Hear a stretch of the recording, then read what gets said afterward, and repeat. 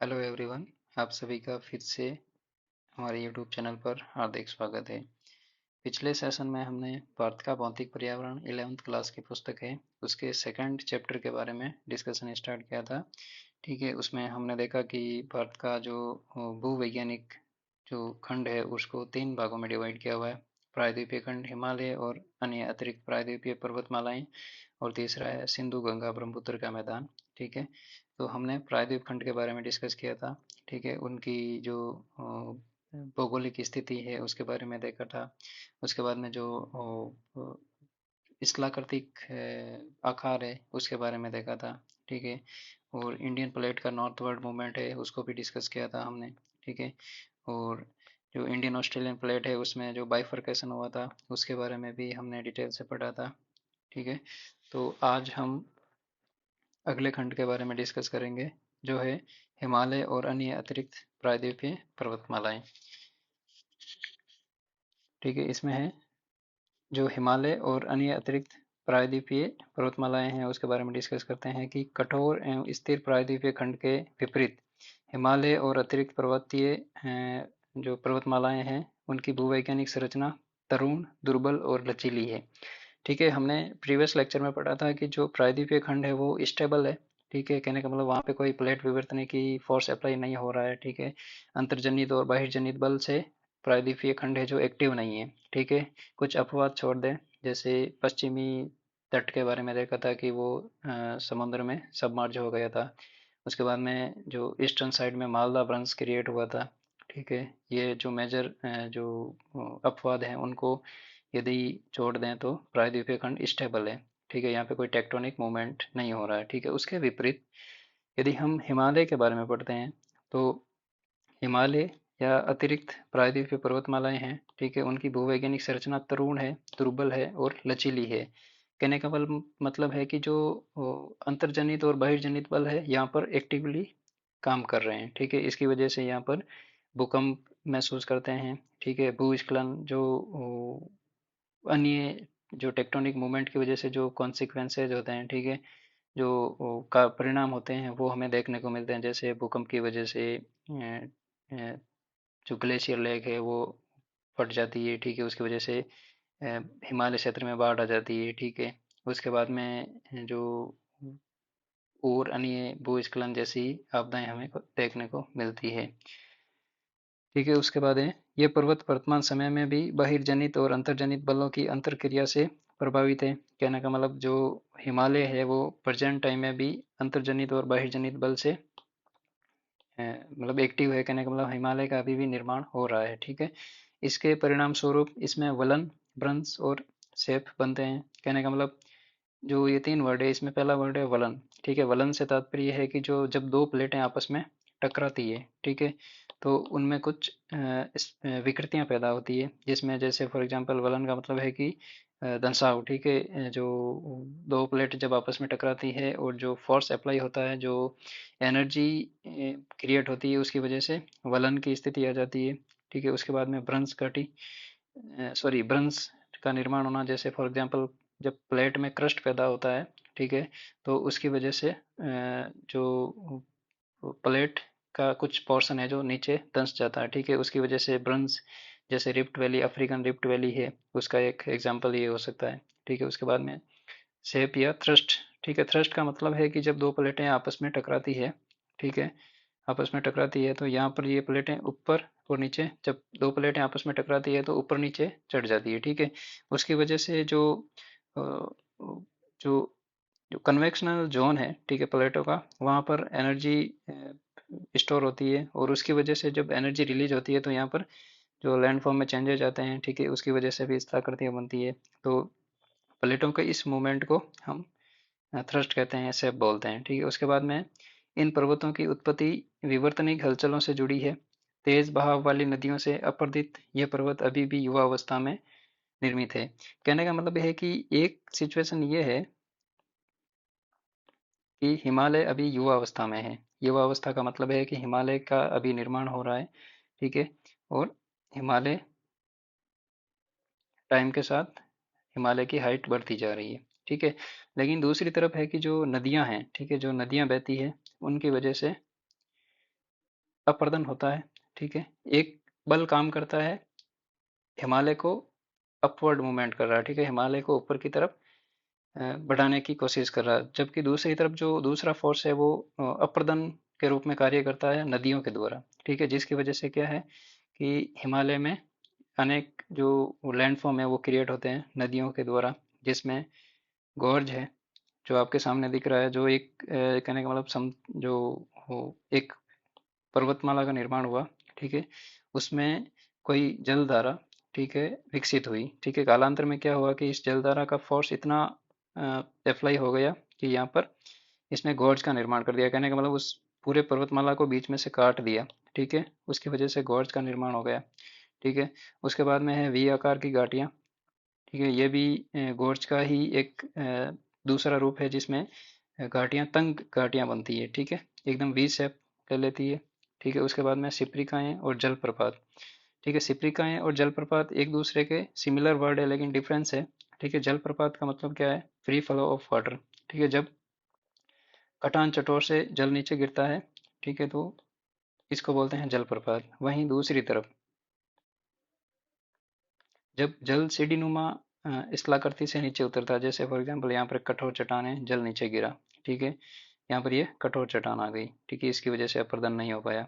उसके बाद में जल नीचे गिरा, यहाँ पर ये दुर्बल चट्टान थी, वापस यहाँ पे कठोर चट्टान आ गई, तो जल वापस यहाँ से नीचे गिरा, ठीक है। ऐसे सीढ़ीनुमा स्थलाकृति एक हम बोल सकते हैं कि चेन ऑफ वाटरफॉल, ठीक है, जलप्रपात की एक श्रृंखला को सिप्रिकाएं बोलते हैं, ठीक है, इसका प्रमाण है,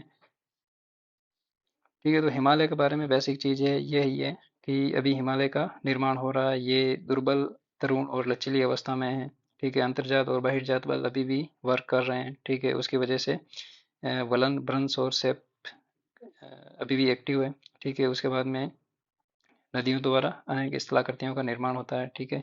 आगे हम जो ड्रेनेज सिस्टम है उसमें इसके बारे में डिटेल से पढ़ेंगे। उसके बाद है सिंधु गंगा ब्रह्मपुत्र का मैदान, ठीक है। तीसरा जो भूखंड है, भूवैज्ञानिक खंड है, वो है सिंधु गंगा ब्रह्मपुत्र का मैदान। भारत का तृतीय भूवैज्ञानिक खंड सिंधु गंगा ब्रह्मपुत्र नदियों का मैदान है। मूलतः ये एक भू अभिनदी है, ठीक है, इसके बारे में अभी डिस्कस करते हैं। जिसका निर्माण मुख्य रूप से हिमालय पर्वतमाला निर्माण प्रक्रिया के तीसरे चरण में लगभग 6.4 करोड़ वर्ष पहले हुआ था। तब से इसे हिमालय और प्रायद्वीप से निकलने वाली नदियां अपने साथ लाए हुए अवसादों से पाट रही है, ठीक है। तो ये अभिनति क्या है और इसको अवसादों से जो नदियां पाट रही है उसके बारे में देखते हैं। उसके बाद लिखा है इन मैदानों में जलोढ़ की औसत गहराई 1000 से 2000 मीटर है, कहने का मतलब 1 किलोमीटर से 2 किलोमीटर तक गहराई है, ठीक है। अब ये डिस्कस करते हैं कि जो भू अभिनति की बात बोली है यहाँ पे, ये भू अभिनति गर्त की बात बोली है, इसके बारे में डिस्कस करते हैं। जैसे ये इंडियन प्लेट है, ये यूरेशियन प्लेट है, जब ये प्लेटें आपस में टकराई, ठीक है, तो हिमालय का निर्माण है जो तीन अलग अलग चरणों में हुआ है, ठीक है। तो जो तीसरा चरण है उस टाइम क्या हुआ कि जब यहाँ पे एनर्जी ज़्यादा स्टोर हो गई, ठीक है, इस वाले बेल्ट में जब एनर्जी वहीं स्टोर होती है जहाँ अभिसरण होता है प्लेटों प्लेटों का, ठीक है। तो तीसरे चरण में क्या हुआ कि जो इंडियन प्लेट है उसका थोड़ा सा जो हिमालयन के फ्रंट में जो जो अभी प्रेजेंट टाइम है, जो सिंधु गंगा और ब्रह्मपुत्र मैदानी क्षेत्र है, ठीक है, वहां से क्या हुआ, प्लेट का धंसाव हो गया, ठीक है, प्लेट डाउनवर्ड मूव कर गई थोड़ी सी, ठीक है, ज़्यादा फोर्स अप्लाई होने की वजह से, ठीक है। तो कालांतर में क्या हुआ कि जो सिंधु गंगा और ब्रह्मपुत्र नदियां हैं, ठीक है, ये नदी तंत्र है, ठीक है, मुख्य नदियां हैं और इनकी अनेक सहायक नदियां भी हैं, ठीक है। उनके द्वारा जो हिमालयन अपर्दन करके जो अवसाद लाया गया था इनके साथ में, वो इस वलन में भू अभिनति में कहने का मतलब डिपॉजिट किया गया। उसके बाद में प्रायद्वीपीय भागों से भी बहुत सारी नदियां आती है, जैसे चंबल, बेतवा, कैन, सोन, ठीक है, और इनकी भी सहायक नदियां हैं, उनके द्वारा भी जो अवसाद लाए गए हैं वो इस भू अभिनति में जमा कर दिया गया, ठीक है। तो इसकी वजह से ये वापस समतल मैदानों में बदल गया है, जो हमें आज प्रेजेंट टाइम में दिख रहा है, जैसे पंजाब, हरियाणा, यूपी, ठीक है, और बिहार और वेस्ट बंगाल में जो मैदानी क्षेत्र है, ठीक है, फिर बांग्लादेश में और जो असम की घाटी में है, ठीक है, ये वाला पोर्शन, ठीक है। तो जो इसकी गहराई है वो लगभग 1000 मीटर से 2000 मीटर, यानी 1 किलोमीटर से 2 किलोमीटर तक गहरा है। ठीक है, शुरुआत में ये इतना गहरा था, बाद में धीरे धीरे इन नदियों द्वारा अवसाद लाए गए और इनमें जमा कर दिया गया, उसकी वजह से आज समतल फर्टाइल मैदान का निर्माण हुआ है। ठीक है, जो वर्ल्ड में one of the densely populated region है। ठीक है, सिंधु गंगा और ब्रह्मपुत्र का मैदान। ठीक है, उसके बाद आगे लिखा है, ऊपर लिखित वृत्तांत से पता चलता है कि भारत के विभिन्न क्षेत्रों की भूवैज्ञानिक संरचना में महत्वपूर्ण अंतर है। ठीक है, महत्वपूर्ण अंतर बिल्कुल है। ठीक है, जैसा कि हमने यहाँ पे पढ़ा था कि ये जो ऊपरी बेल्ट है वो हिमालय पर्वतमाला से संबंधित है। ठीक है, उसके बाद में जो ये वाला पोर्शन है ये प्रायद्वीपीय, ठीक है, प्रायद्वीपीय खंड है। ठीक है, उसके बाद में ये जो बीच में पोर्शन दिख रहा है, ठीक है, ये मैदानी प्रदेश है। ठीक है, उसके बाद इसके कारण दूसरे पक्षों जैसे धरातल और भू आकृति पर दूरगामी प्रभाव पड़ता है। भारतीय उपमहाद्वीप में भूवैज्ञानिक और भू आकृतिक प्रक्रियाओं का ये यहाँ की भू आकृति एवं उच्चावच पर भी महत्वपूर्ण प्रभाव पाया जाता है। ठीक है, उसके बाद अगला पोर्शन है हमारा भू आकृति। ठीक है, किसी स्थान की भू आकृति उसकी संरचना, प्रक्रिया और विकास की अवस्था के परिणाम है। ठीक है, जब किसी लैंडफॉर्म की बात करते हैं, हम किसी स्थलाकृति की बात करते हैं, जैसे फॉर एग्जांपल हम अरावली का एग्जांपल लेते हैं। ठीक है, तो सबसे पहले हम अरावली को समझने के लिए सबसे पहले उसकी संरचना पे बात करेंगे, स्ट्रक्चर पे बात करेंगे कि चट्टानों की क्या प्रकृति है। ठीक है, चट्टानों की जो भौतिक गुणधर्म है वो क्या है। उसके बाद में हम प्रोसेस देखेंगे। ठीक है, कि उनकी बनने की प्रक्रिया क्या है, मतलब इस अरावली के बनने का प्रोसेस क्या है। और उसके बाद में विकास। ठीक है, कहने का मतलब है कि जो अरावली है अभी युवा अवस्था में है, या प्रौढ़ अवस्था में है या वृद्ध अवस्था में है। ठीक है, तो जनरल बात करें तो अरावली अभी वृद्ध अवस्था में है। ठीक है, जबकि दूसरी तरफ हिमालय है वो युवा अवस्था में है। ठीक है, तो एक समय ऐसा आएगा कि अरावली एकदम समतल एरिया में कन्वर्ट हो जाएगी। ठीक है, और अरावली का प्रेजेंट टाइम में अपर हो रहा है। ठीक है, जबकि दूसरी तरफ हिमालय का निर्माण हो रहा है, हिमालय अभी युवा अवस्था में है। ठीक है, उसके बाद में भारत भारत में धरातलीय विभिन्नताएं बहुत महत्वपूर्ण है। ठीक है, इसके उत्तर में एक बड़े क्षेत्र में उबड़ खाबड़ स्थलाकृति है। इसमें हिमालय पर्वत श्रृंखलाएं हैं, जिसमें अनेकों चोटियां, सुदूर घाटियां एवं महाखंड है। ठीक है, महाखंड है। ठीक है, जैसे कि फॉर एग्जांपल अनेक जो हिमालयन टोपोग्राफी है वो बहुत ही रिज्ड टाइप की है। कहने का मतलब समतल जैसे मैदानी क्षेत्र है वैसी नहीं है। कहीं पर पर्वत श्रृंखलाएं हैं, कहीं पर चोटियां हैं, कहीं पर घाटियां हैं, कहीं पर महाखंड बने हुए, नदियों की वजह से गोर्ज का निर्माण हो गया है। ठीक है, जैसे इस टाइप के। ठीक है, दक्षिणी भारत एक स्थिर परंतु कटा-फटा पठार है, जहाँ अपरदित चट्टानें, खंड और कगारों की भरमार है। इन दोनों क्षेत्रों के बीच में उत्तर भारत का विशाल मैदान है। जबकि जैसा कि हम यहाँ देखते हैं कि जो ये पेनिनसुलर इंडिया का जो टोपोग्राफी है वो क्या बहुत कटा फटा है, जैसे हम देख सकते हैं यहाँ पे। ठीक है, यहाँ पे एक सिमिलर लाइन में ये पोर्शन नहीं है, जैसे यहाँ पर महानदी का डेल्टा है। ठीक है, यहाँ पर गोदावरी है। ठीक है, कृष्णा है। ठीक है, कावेरी नदियों का डेल्टा बनता है। तो ये एकदम जो समतल टोपोग्राफी है वो नहीं है, बहुत ऐसे कटा फटा है। ठीक है, एकदम सिमिलर लाइन में नहीं है। ठीक है, उसके बाद में मोटे तौर पर, एक मिनट। ठीक है, मोटे तौर पर भारत को निम्न भू आकृति खंडों में बांटा जा सकता है, जिसमें पहला है उत्तर तथा उत्तर पूर्वी पर्वतमालाएं, दूसरा उत्तरी भारत का मैदान, तीसरा प्रायद्वीपीय पठार, फिर है भारतीय मरुस्थल, तटीय मैदान और द्वीप समूह। ठीक है, इसमें हम वापस ये देख सकते हैं कि, एक मिनट। ठीक है, इसमें देखो पहला है उत्तर तथा उत्तरी पूर्वी पर्वतमालाएं। ठीक है, ये वाला पोर्शन है। ठीक है, उसके बाद में है उत्तर भारत का मैदान, ये वाला पोर्शन। ठीक है, उसके बाद में प्रायद्वीपीय पठार, ये वाला पूरा पोर्शन। ठीक है, उसके बाद है भारतीय मरुस्थल। भारतीय मरुस्थल में ये अपना राजस्थान का वेस्टर्न पार्ट आ जाएगा। उसके बाद में तटीय मैदान है। ठीक है, तटीय मैदान में पश्चिमी तटीय मैदान और पूर्वी तटीय मैदान, और उसके बाद में द्वीप समूह है। ठीक है, अंडमान निकोबार और भारत का लक्षद्वीप है। ठीक है, इनके बारे में। तो पहला टॉपिक है उत्तर तथा उत्तरी पश्चिमी सॉरी उत्तरी पूर्वी पर्वतमालाएं। ठीक है, उसमें है कि भारत उत्तरी पूर्वी पर्वतमालाओं में हिमालय पर्वत और उत्तरी पूर्वी पहाड़ियाँ शामिल है। ठीक है, कहने का मतलब एक तो हिमालयन जो वेस्टर्न साइड में है वो हिमालयन पश्चिमी भाग हिमालय का, और उत्तरी पूर्वी पहाड़ियाँ जो हमें सेवन सिस्टर में देखने को मिलती है वहाँ। ठीक है, उसमें है कि हिमालय में कई समानांतर पर्वत श्रृंखलाएं हैं। इसमें वृहद हिमालय, पार हिमालय श्रृंखलाएं और मध्य हिमालय और शिवालिक प्रमुख श्रेणियां हैं। ठीक है, जैसा कि यहाँ पर है, इसमें पहला है वृहद हिमालय, ग्रेट ग्रेट हिमालय, दूसरा है ट्रांस हिमालय, फिर है मध्य हिमालय, और लास्ट में है शिवालिक हिमालय। ठीक है, जैसे इस डायग्राम में देख सकते हैं, ये है ग्रेटर हिमालय। ठीक है, और ये काराकोरम, लद्दाख और जांस्कर है, ये ट्रांस हिमालय है। ठीक है, उसके बाद में ये बीच वाली लाइन है। ठीक है, ये कटी कटी कटी लाइन दिख रही है। ठीक है, डॉटेड मेथड में ये है मिडल हिमालय, जैसे लेसर हिमालय बोल सकते हैं, और ये है शिवालिक। ठीक है, जो मैदानी फ्रंट एरिया है उसको शिवालिक हिमालय बोलते हैं, शिवालिक पर्वत श्रेणी बोलते हैं। ठीक है, भारत के उत्तरी पश्चिमी भाग में हिमालय की यह श्रेणी उत्तर पश्चिम दिशा से दक्षिण पूर्व दिशा की ओर फैली हुई है। ठीक है, कहने का मतलब है कि जो उत्तर पश्चिमी दिशा से दक्षिण पूर्व दिशा में फैली हुई है भारत की उत्तर पश्चिम भाग में हिमालय की यह श्रेणी। ठीक है, जैसे एक मिनट, जो पश्चिमी हिमालय पोर्शन है भारत का, पश्चिम हिमालय वाला पोर्शन है। ठीक है, उसकी जनरल डायरेक्शन क्या है, वो उत्तर पश्चिम से दक्षिण पूर्व दिशा की तरफ उसकी डायरेक्शन है। ठीक है, ऐसे टिल्टेड है थोड़ा सा।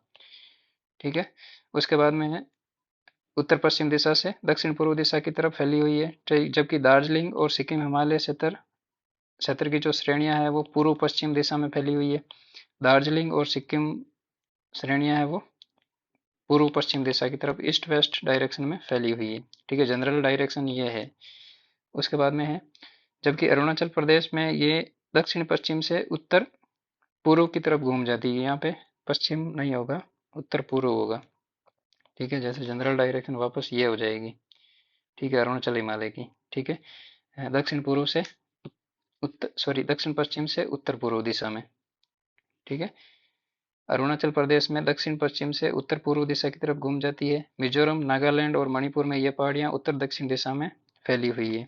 ठीक है, जैसा यहाँ पर आप देख सकते हैं, पटकाई बूम, नागा श्रेणी और मिजो श्रेणी। ठीक है, उत्तर और दक्षिण दिशा में इनकी डायरेक्शन है, जनरल डायरेक्शन ये है। उसके बाद में है वृहद हिमालय श्रृंखला, जिसे केंद्रीय अक्षीय श्रेणी भी कहा जाता है। ठीक है, अक्षीय श्रेणी भी कहा जाता है कि पूर्व पश्चिम लंबाई लगभग 2500 किलोमीटर है, तथा उत्तर से दक्षिण इसकी चौड़ाई है वो 160 किलोमीटर से 400 किलोमीटर तक है। ठीक है, जो ये हिमालयन रेंज है, जो अक्षय द्रोणी है, जैसे ग्रेटर हिमालय बोलते हैं। ठीक है, ग्रेटर हिमालय की जो लेंथ है वो है 2400 किलोमीटर। ठीक है, और जिस इसकी चौड़ाई है वो कहीं पर लगभग 160 किलोमीटर है, और कहीं पर ये 400 किलोमीटर के समथिंग है। ठीक है, उसके बाद में है, जबकि मानचित्र में यह स्पष्ट है कि हिमालय भारतीय उपमहाद्वीप तथा मध्य एवं पूर्व एशिया के देशों के बीच एक मजबूत लंबी दीवार के रूप में खड़ा है। ठीक है, हिमालय है जो भारतीय उपमहाद्वीप और मध्य एवं पूर्व एशिया के देशों के बीच में एक मजबूत दीवार के रूप में खड़ा है।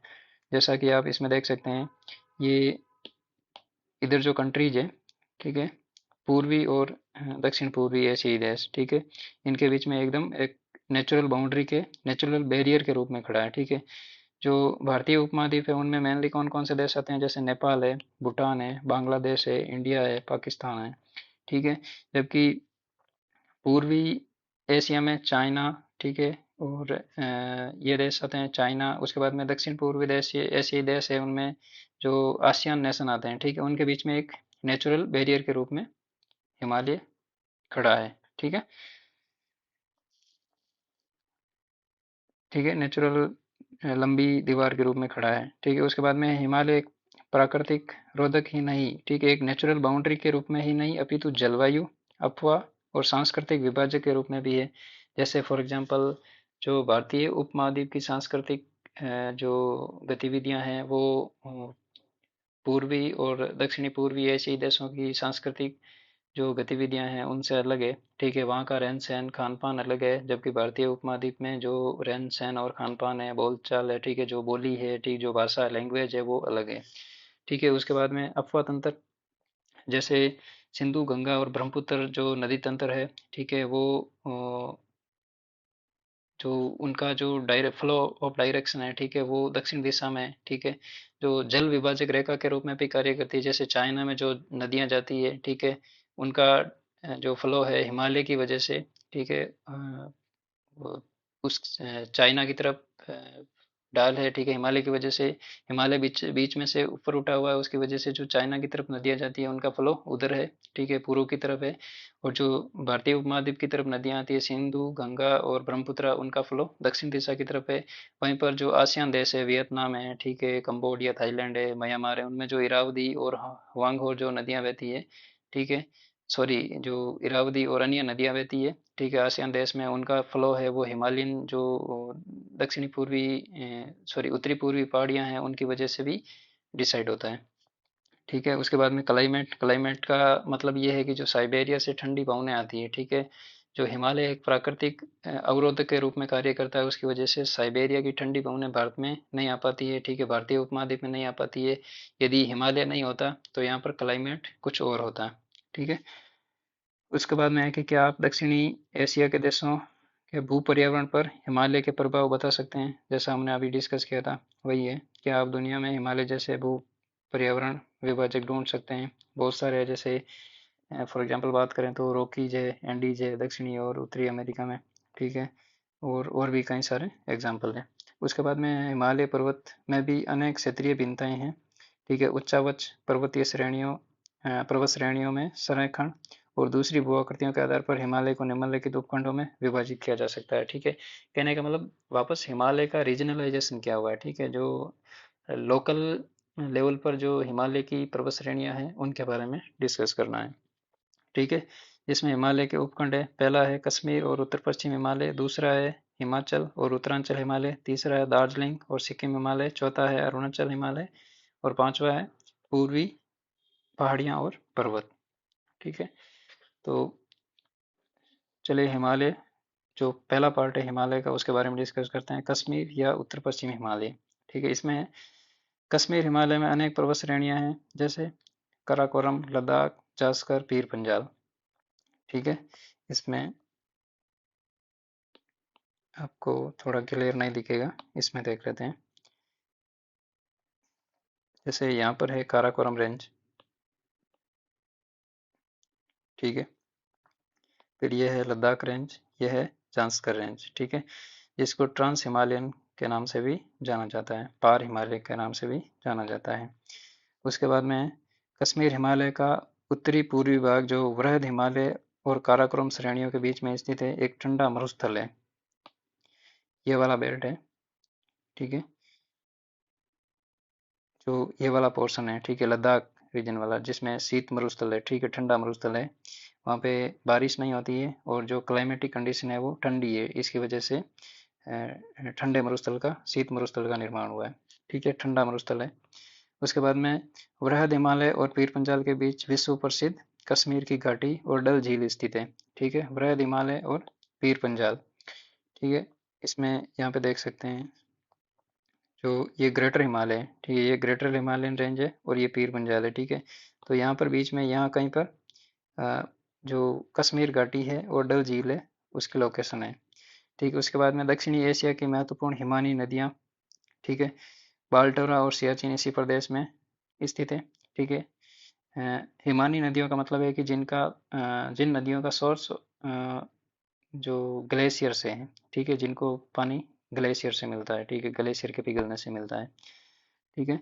उसके बाद में है कश्मीर हिमालय, करेवा के लिए प्रसिद्ध है, ठीक है। करेवा क्या है? करेवा एक जो टाइप ऑफ सॉइल है, ठीक है, जिसका निर्माण जो वो हिमोड होता है, जो ग्लेशियर होते हैं, ठीक है, ग्लेशियर के डिपोजिशन से करेवा का निर्माण होता है, जिसे मोरैन बोलते हैं इंग्लिश में, ठीक है, उसकी वजह से होता है।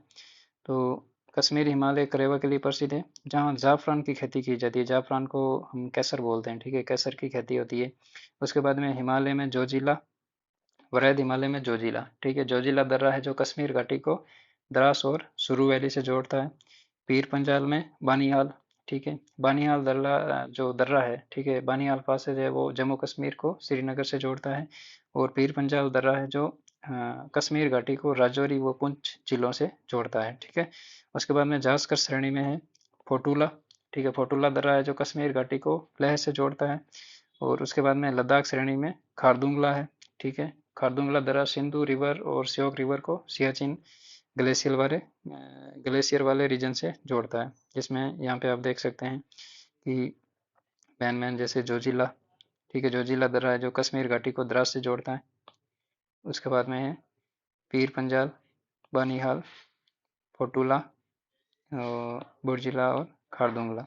ठीक है, तो मेनली ये दर्रे हैं। उसके बाद में महत्वपूर्ण दर्रे स्थित है। महत्वपूर्ण अलवणीय झील है, जैसे जो फ्रेश वाटर लेक है डल और वुलर झील है। उसके बाद में लवणीय झील है पोंगोंग सो और सोमोरिरी, ये झीलें इस क्षेत्र में है। सिंधु तथा इसकी सहायक नदियां झेलम और चेनाब इसी क्षेत्र में प्रवाहित होती है। ठीक है, कश्मीर और उत्तर पश्चिम हिमालय में विलक्षण सौंदर्य और खूबसूरत दृश्य स्थलों के लिए जाना जाता है। ठीक है, उसमें है कि हिमालय की यही रोमांचक दृश्यावली पर्यटकों के लिए आकर्षण का केंद्र है। कि आप जानते हैं कि कुछ प्रसिद्ध तीर्थ स्थल है जैसे वैष्णो देवी, अमरनाथ गुफा, चरार है शरीफ भी यहीं स्थित है। यहाँ बहुत से तीर्थ यात्री हर साल आते हैं। ठीक है, यहाँ बहुत से तीर्थ यात्री इन जो नेचुरल रीजन में जो तीर्थ स्थान है उनको देखने आते हैं। ठीक है, उसके बाद में जम्मू और कश्मीर की राजधानी श्रीनगर झेलम नदी के किनारे पर स्थित है।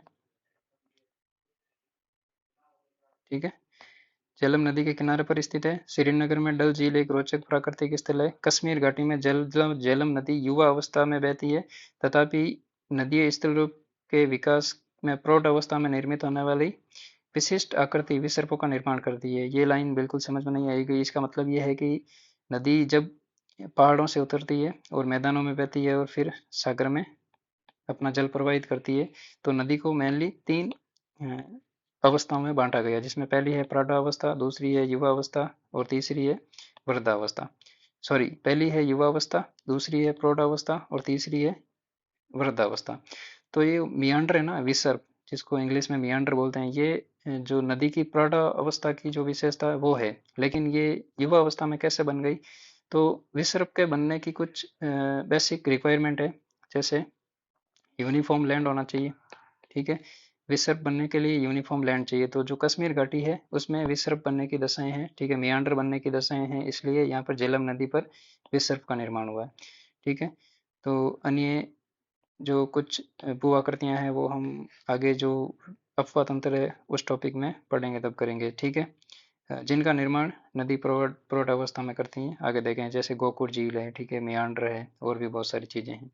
ठीक है, इसमें एक रोचक तथ्य देख लेते हैं कि कश्मीर घाटी में झेलम नदी का विसर्प बहाव रोचक है। ये पूर्व समय में स्थित एक बड़ी झील के कारण है, जिसका एक हिस्सा वर्तमान में डल झील है। ये बड़ी झील झेलम नदी के लिए एक स्थानीय निम्नतम आधार रही है। ठीक है, कहने का मतलब जो कश्मीर घाटी है उस समय कश्मीर घाटी जो प्रेजेंट टाइम में कश्मीर घाटी है वहां पर, ठीक है, बहुत टाइम पहले एक झील हुआ करती थी जिसकी लेंथ लगभग 100 किलोमीटर के आसपास बताते हैं और चौड़ाई लगभग 30-35 किलोमीटर के आसपास बताते हैं। ठीक है, तो जो सिंधु नदी वापस दक्षिण दिशा में मुड़ती है वहां पर एक गोर्ज बना हुआ है। ठीक है, उस गोर्ज के बनने के कारण जो झील था उसका पानी जो सिंधु नदी साउथ में प्रवाह कर गई, जिसकी वजह से जो अवशेष बचे हैं उस झील के, ठीक है, उसको ही ये डल झील के नाम से जानते हैं।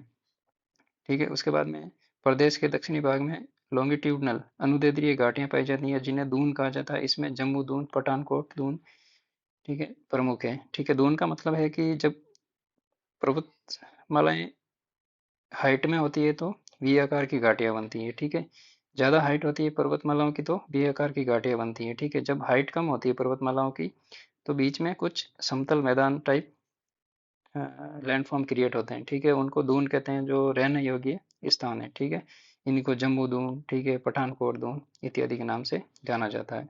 ठीक है, तो आज का टॉपिक बस यही है। जो आगे वाला पोर्शन है इसको हम अगले सेशन में कंटिन्यू करेंगे। ठीक है, धन्यवाद।